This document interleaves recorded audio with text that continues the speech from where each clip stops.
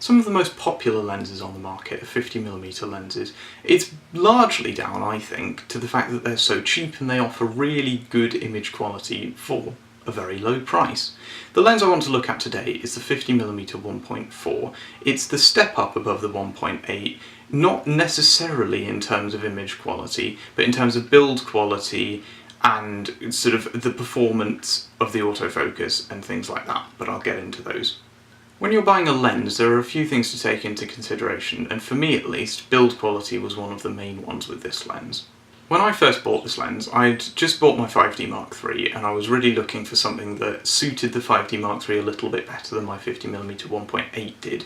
So I'd had the 1.8 Mark II for a number of years. I'd used it on my 60D, on a 400D and a 650D, and I'd got good use out of it. The images it returned were sort of fine.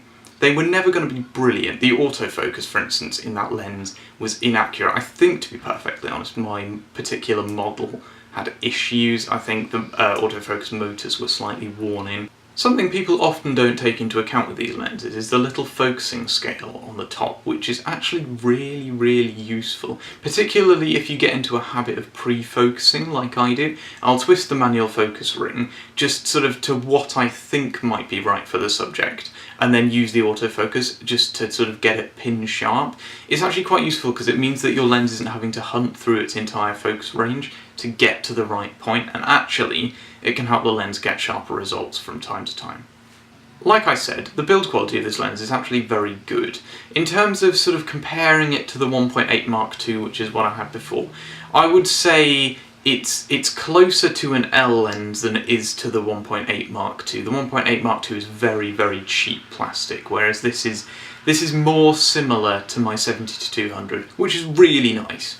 Another big reason as to why people upgrade to this lens from the 1.8 version, or in fact a different lens like an 18-55 or something if you're just starting out, is the fact that the autofocus is actually very good. It has a USM motor, which means the autofocus is not only very fast, but also very accurate and actually very quiet.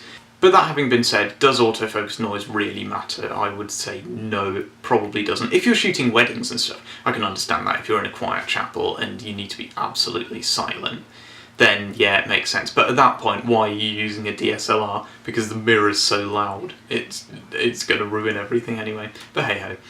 In terms of accuracy of the autofocus, I must admit it's been a mixed bag for me. My autofocus, I've had to fine-tune it. I think it's on +8 on my 5D Mark III, because otherwise it tends to focus wrong and it's really irritating, especially when you're at 1.4.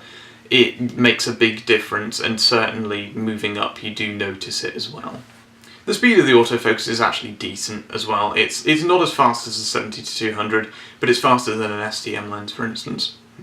The image quality this lens produces is actually, it's pretty reasonable. 1.4 isn't perfect, I'll be the first to say that, but as soon as you get to sort of f2 and higher than that, I think it's actually really good. I think my favourite spot to shoot this lens is f4. That's where I found it's sort of sharpest. If you go beyond that, you begin to see the effects of diffraction and stuff like that. People very often talk about chromatic aberration with this lens, and rightly they should. If you're shooting at 1.4 and you're shooting against a high contrast subject, so for instance text or something, you do tend to get lateral fringing, which is incredibly irritating. Obviously it's very easy to fix with the likes of Lightroom and Photoshop these days, but it's something to bear in mind if you're the sort of person that takes the images straight out of camera. On the subject of image quality, I thought I'd quickly show you some of the photos I've taken with this lens. I've owned this lens for probably about a year now, something like that, maybe a bit less actually, and I've used it a lot. It's been sort of the lens I've gone to just because it's small and it's light and it produces good quality images.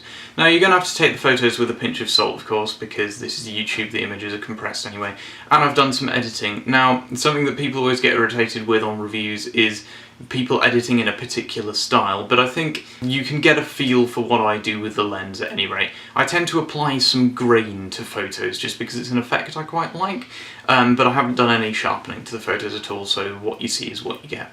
And I think for the most part that sums up this lens review. I think if you're going to buy a 50mm lens, then I would skip over the 1.8 Mark II unless you're really just a beginner, at which point the lens is fantastic. If you're moving sort of higher up into the ranks of photographer, as it were, then I think the 1.4 is equally parred with the 1.8 STM, which is another brilliant lens.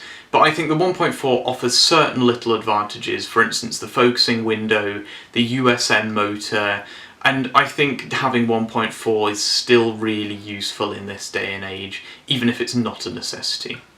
So there we have it. Thank you very much for watching this, and I hope it's been helpful to some degree.